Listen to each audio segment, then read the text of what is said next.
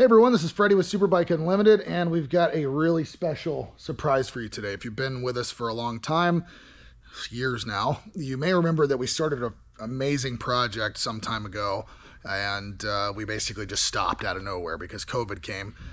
And the motorcycle was being built for a customer who's from across the border, and so he had to leave because the borders were closing. So that bike is back, and we've got some fantastic updates. So without further ado, here is the BMW S1000RR Superbike project that we started. And this thing, if you didn't watch it, you should definitely go back and look at the other parts of this series, because this motorcycle is a no-holds-barred superbike. Essentially, no corners cut, everything the best of the best. So super excited to get this thing finished, because, you know, it's just was one of our favorite projects, especially for a customer bike. Usually, you know, we do a lot of this type of stuff with our own in-house builds, but normally our customers don't have the luxury of being able to just say, I want the best of everything. You know, we've gotten close, but this one for sure takes the cake. So anyway, what we've got today, a couple of major updates. Before, you may recall, if you saw this, we didn't even have a shock absorber. So it's crazy. This guy left, and I mean, this bike,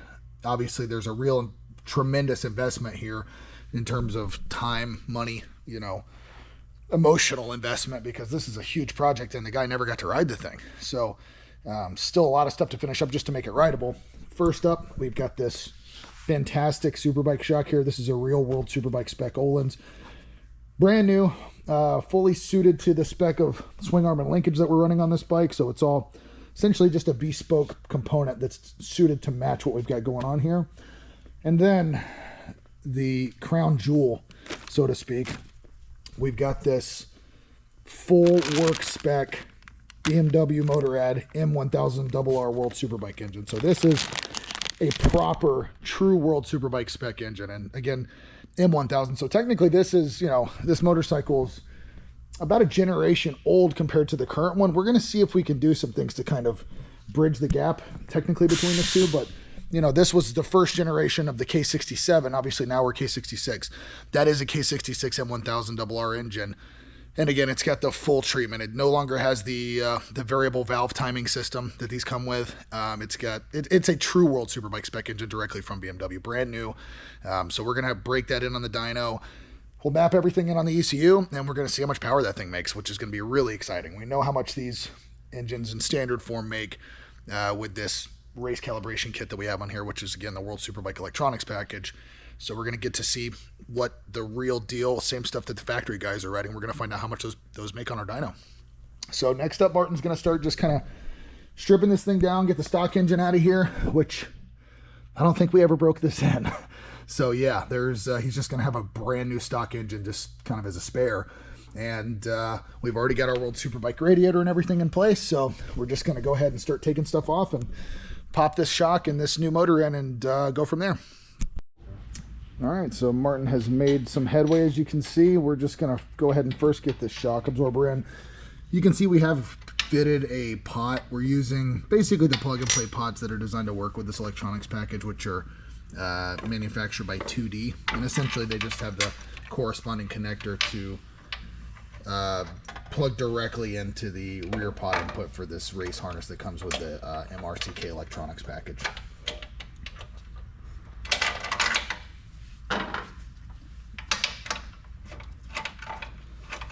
While he's getting that in there, I just wanted to show you guys. So you may notice, and you've probably seen these before, but it's got a unique looking adjuster, the one that's got the Roman numeral 2 right there by Martin's thumb, and that little input nozzle looking thing right there. What that is, this is a pneumatic preload adjuster. So we use a pressurized nitrogen canister, which once we get the shock installed, I can show you how it works. But basically it affixes to that nozzle and uses a pretty substantial amount of pressure to compress the spring slightly, and then we can turn that knurled adjuster. And the reason for that is, one, it weighs a lot less than a hydraulic adjuster. There's no hydraulic fluid. And two, it can't potentially fail and lose preload the way a hydraulic preload adjuster can that you might see on like a TTX shock. These are essentially completely mechanical, so it's not pressurized at all when it's not being adjusted. And so it's just a more reliable system. It's like a race setup. This is what you'd see on a MotoGP bike, or obviously World Superbike, and most of the really proper superbikes here in the US. All right, guys, so Martin has got this motor out of here. As you can see, we have this little aluminum lift we've had for ages. It's really nice for getting them in and out because it has a hole in the middle that's perfect for most oil sumps. And next, we're going over here to our very fancy cardboard box that BMW provided. No engine stand. And just give you a look at this World SBK engine. So this is what's referred to as a Type 7 X, whatever designation engine. Again, this is an M1000. You can see that it has a specialty billet oil pan that's non-standard. There's the ignore the, again, no engine stand. We've got this sitting on a huge cruiser tire that we had sitting in the back here, but that's your standard oil pan. So this is the SBK oil pan. And basically, that necessitates a completely different exhaust system, which we'll go into later. We have one here. And this system also, this engine system, comes with a specialized airbox that has a unique funnel design. And so we've got everything that needs to go with this package. So it's going to be a complete, proper turnkey installation. So next, put the camera away while I pretend my back doesn't hurt, helping Martin move this. And we're going to get this thing mounted up.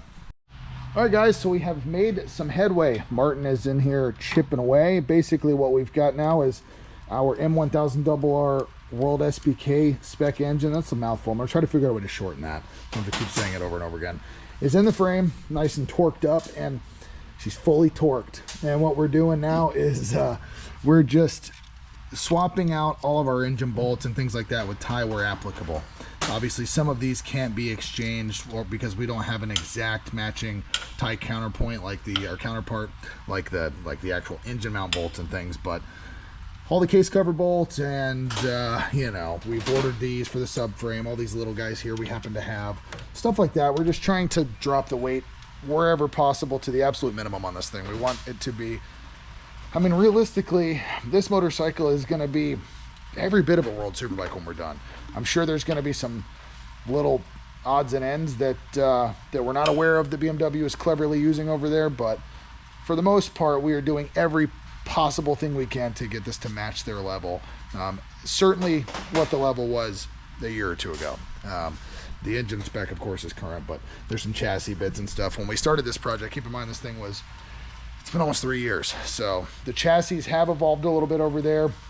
And who knows, maybe we can knock on that door at some point in the near future. But engine-wise, electronics-wise, largely chassis-wise, suspension certainly, brakes, most of the key components are going to be every bit World Superbike. And this thing could absolutely go onto a Moto America grid or, realistically any national level Superbike series and take a win.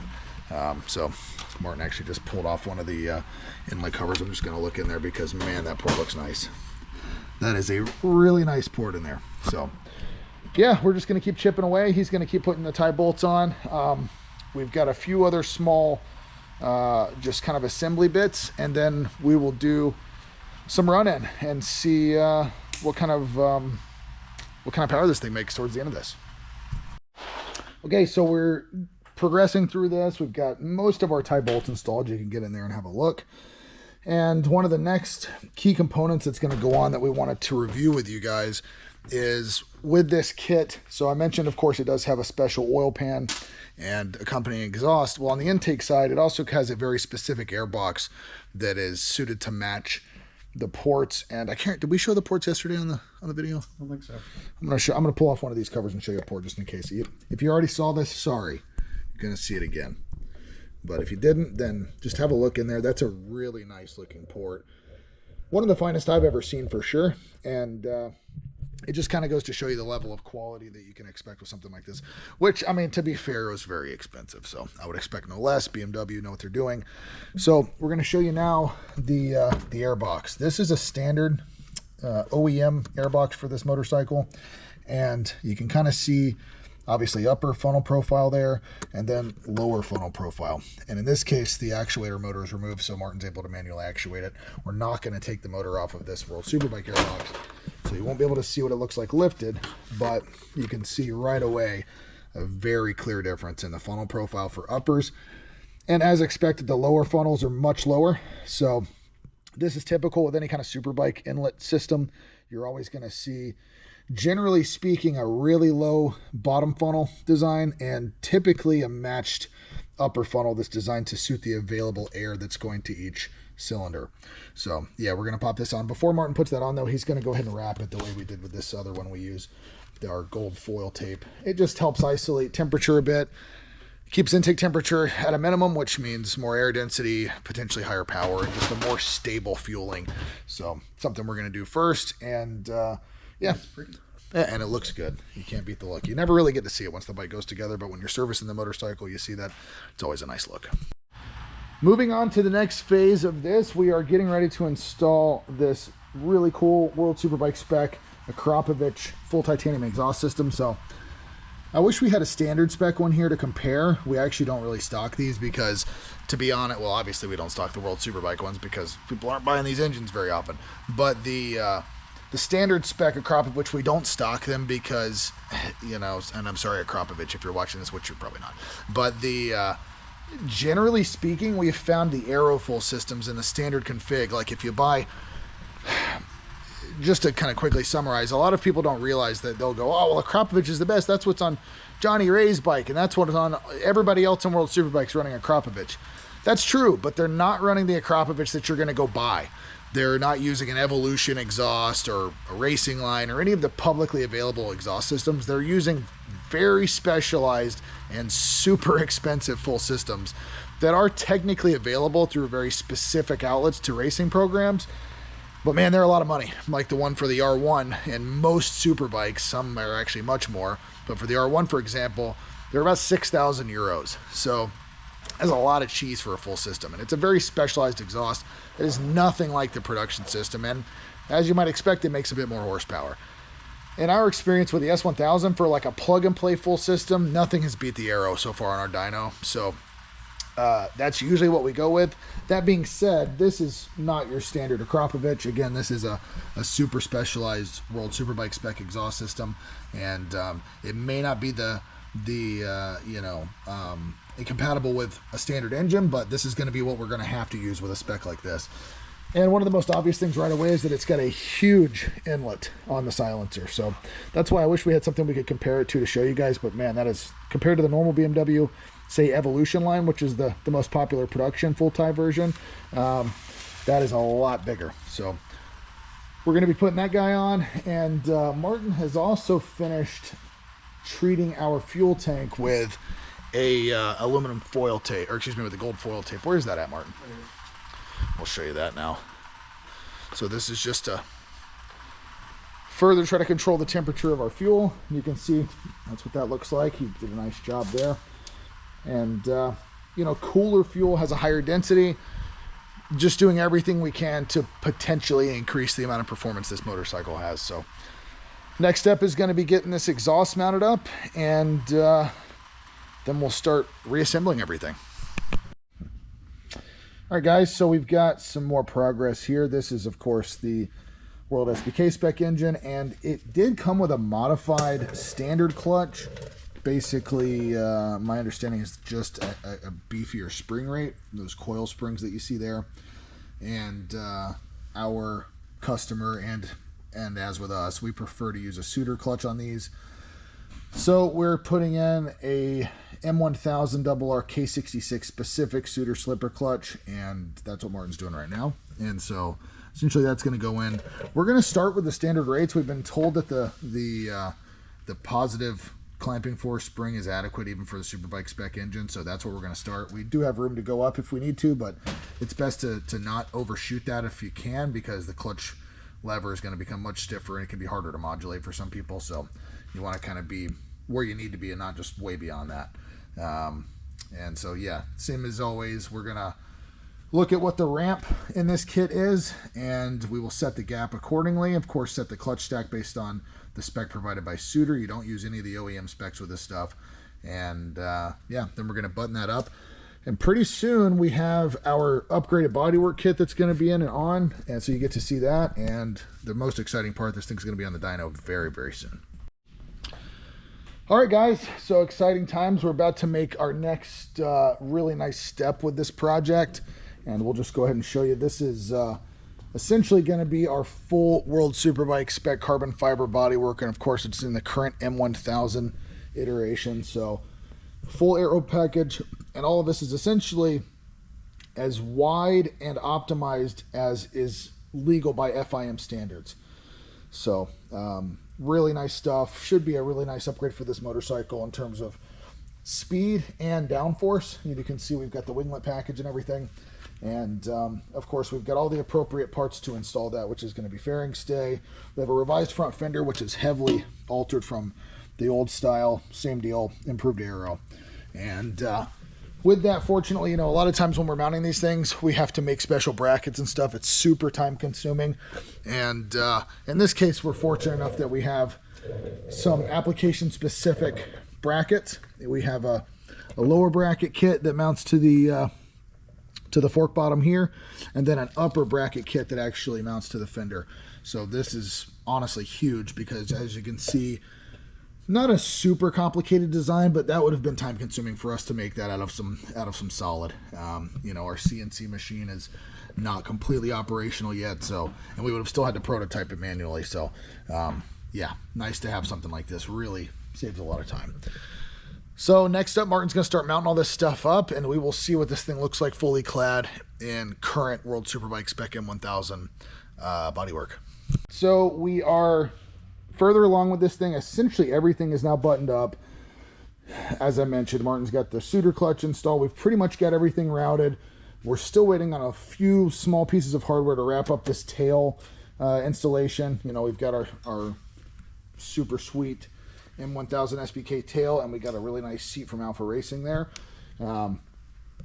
However, we have enough to run this thing, and so the first step with this is essentially we've done a full software and hardware update on this thing. So it has now installed the 2023 spec of BMW's essentially World Superbike firmware to suit this electronics package that's installed here, which that is a full suite of rider aids and strategies that include torque control, wheelie control, launch control, traction control, engine braking, you know, essentially everything that you can imagine. And then of course it has sectoring, so at a specific circuit you can build each one of those strategies to suit from corner to corner or from sector to sector, however you want to split it up.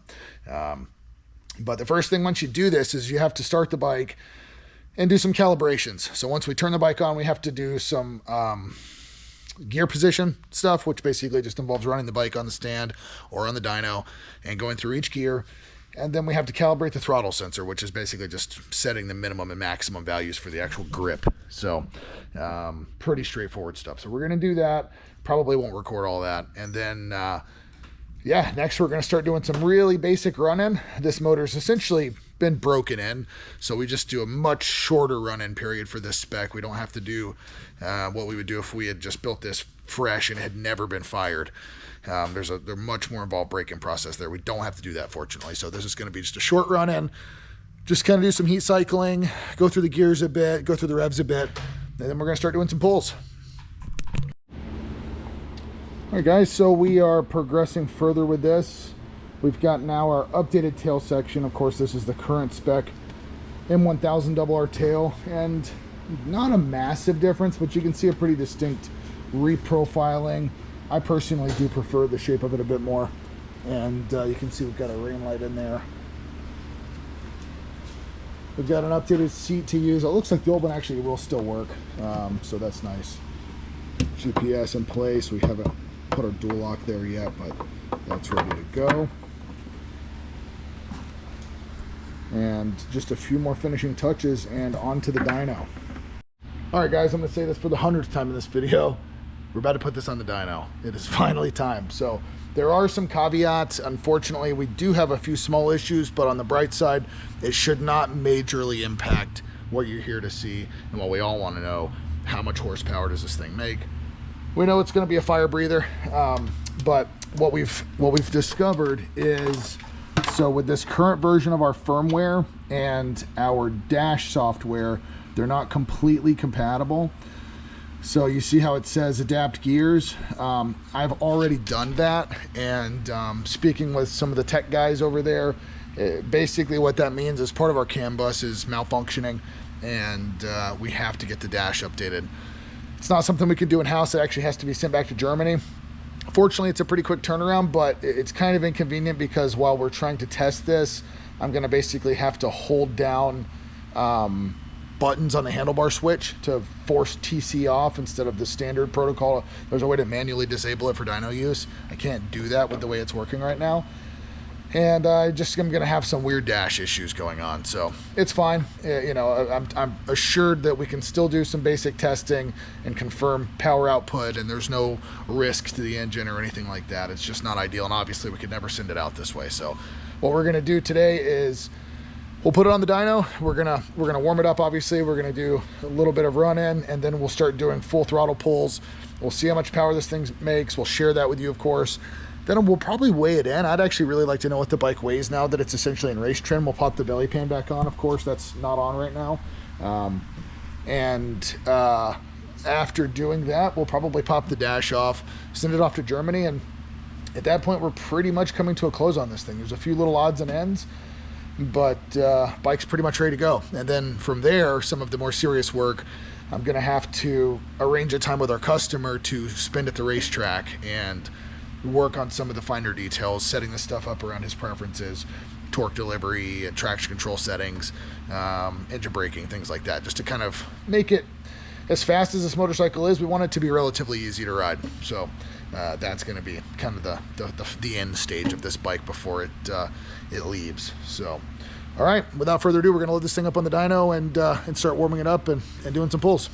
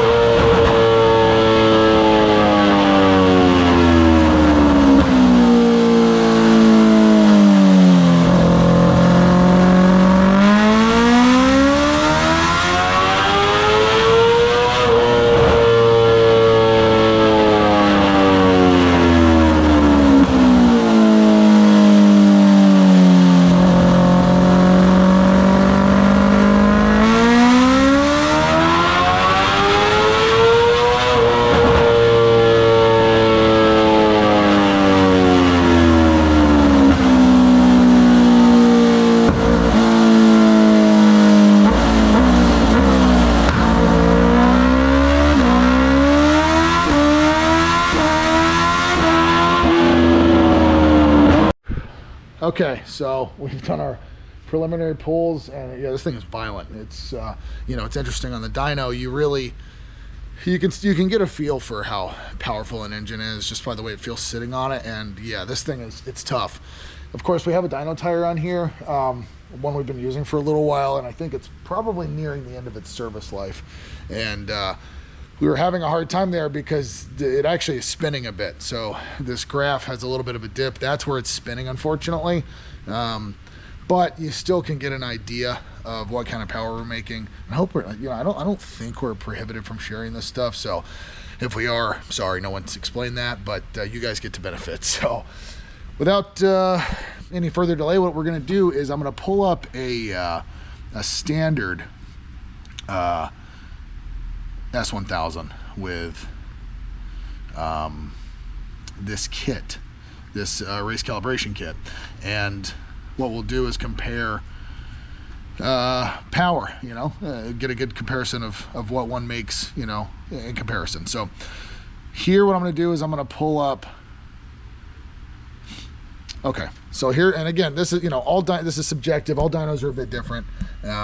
This is a different customer that has a this was a 2020 S1000 with a Hindle exhaust, which not necessarily the best option for this, but not terrible. And so this I think was his best run.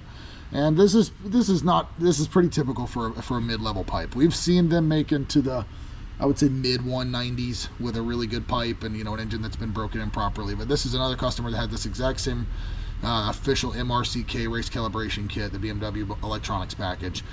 Standard engine, completely stock with the Hindle. And so, and this is just a reference point again, but 190 horsepower, 80, might as well say 83 pound-feet of torque. So, and then now we'll open up this one. And what we have, 229.1 horsepower with some spinning and 92 pound-feet of torque. And I'd like to say we're going to run this some more because you know, once we get the dash back, we're kind of having some things. You may have noticed when you were looking at the dash there, it's locked in intermediate mode, so we're having to do some workarounds and things. I want to just, for the sake of my own peace of mind, once we get the dash updated, I just want to do some of this stuff again just to repeat these tests and make sure that the dash update isn't actually causing some issues or not giving us the correct torque that we're requesting and that kind of thing. Basically, that our demand is what we think it is. But regardless, you can see this thing is a monster. I mean, 229 horsepower with spinning, which realistically I expect it would be over 230 because essentially this is measuring the rate of acceleration of the drum. If the drum has these dips where it's spinning, it's not accelerating as efficiently as it could, so we're losing power. But regardless, we made 10 more torque and approximately 40 more horsepower, which is crazy to say the least. That is a ton of power. Now, to be fair, we're using an oxygenated fuel right now. This is not the Moto America fuel. It's a different VP product that definitely would make more power. That being said, this system, like the firmware that we're using, the mapping, is relatively limited. We can adjust fueling to an extent by altering lambda targets, but we cannot change ignition timing. So theoretically, if this thing, you know, is designed to use the Moto America fuel, which is a pretty conservative, you know, half a step above pump fuel, a really consistent product. Well, maybe not as consistent as it could be, but anyway, not an amazing fuel, just to be blunt. This fuel that I have in here now is actually really good, and something that we've found to be really consistent over the last 10 years. Always makes good power and is very reliable, and will allow us to use more aggressive timing for sure, versus that Moto America stuff. So if we were able to manipulate some of the timing maps in here, we'd probably be able to squeeze another 4 or 5 horsepower, honestly. But either way, that is a tremendous gain. You can see even at the over rev area, you know, where the thing's kind of at the rev limit, you know, it just pulls all the way to the top. So this thing's a rocket. Obviously, we do give up a bit down here. That's to be expected because, again, we don't have the variable cam timing in here. So that's the one benefit of a stock engine on this bike. That variable valve timing bit really gives it a lot more bottom end than most other leader bikes. So something that's really impressive about the BMW. It's got a lot of torque once they're properly tuned. So yeah, I think that's going to do it for this one. This is what you guys have been waiting for. That's what a World Superbike motor makes on our dyno in the current configuration. We'll have some more updates soon. We'll save the weigh-in and stuff for the next video because, you know, we're going to have a few more odds and ends. And like I said, we're going to update this dash. Once we do that, we'll do some more dyno runs, try to have some more interesting bits on this bike. But I think this is a good way to close out the video. Huge horsepower, really good sounds, and hopefully you guys enjoyed it. So I think that's going to do it. We really appreciate you guys watching. Thanks for tuning in. Be sure to like this video, subscribe to our channel, and leave a comment below if there's something you want us to cover in the next one. Until then, we'll see you next time.